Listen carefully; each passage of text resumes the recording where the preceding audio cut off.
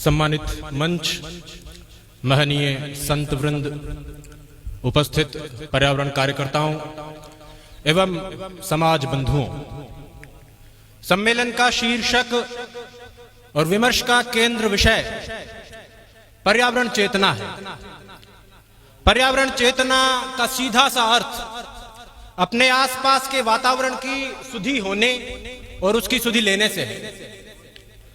राजस्थान के रहवासियों के लिए यह कोई नई बात नहीं है।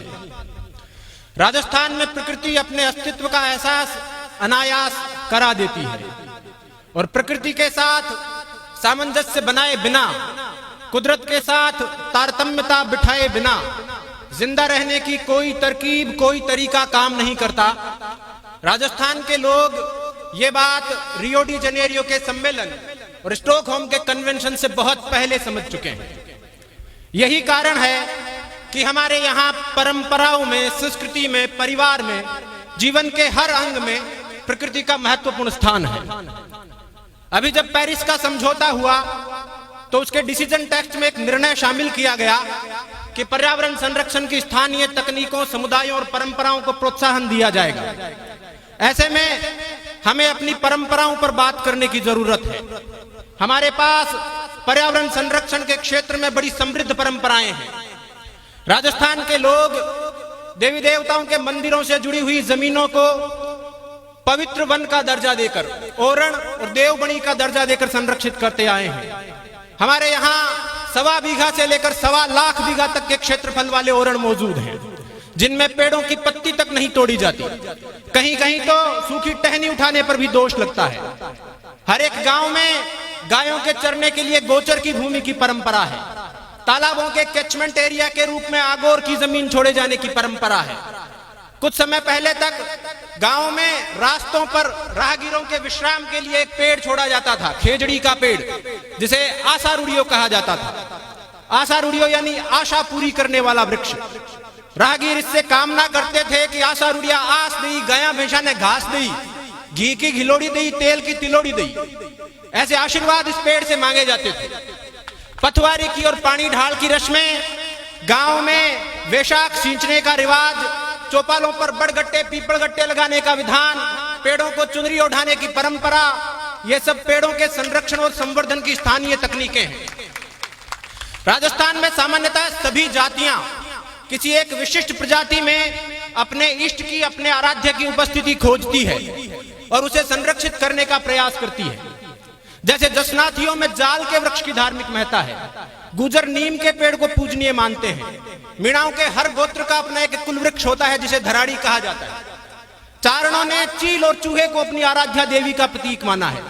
इसी तरह देवासी समाज के लोग ऊंटों को बच्चों की तरह पालते हैं, उनकी नस्लें बचाते हैं। जाटों के और राजपूतों के अनेक योद्धा गायों के लिए बलिदान हुए हैं और लोक देवताओं के रूप में पूजे गए हैं।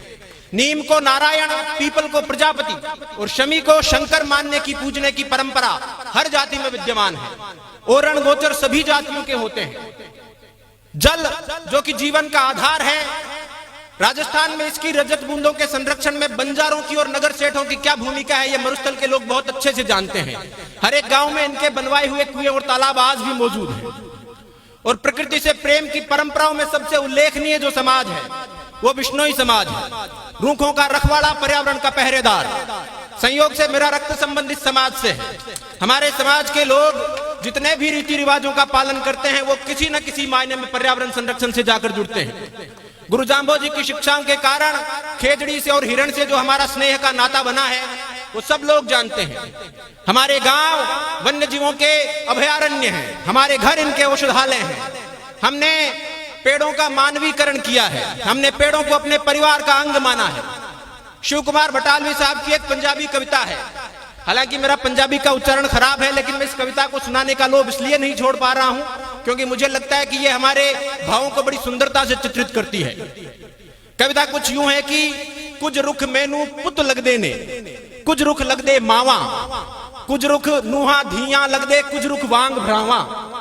यानी कि कुछ पेड़ मुझे अपने पुत्रों की तरह प्रतीत होते हैं, कुछ पेड़ों में मुझे मां नजर आती है, कुछ पेड़ मुझे अपनी बहुओं बेटियों जैसे लगते हैं और कुछ पेड़ों में मुझे भाई दिखाई देता है।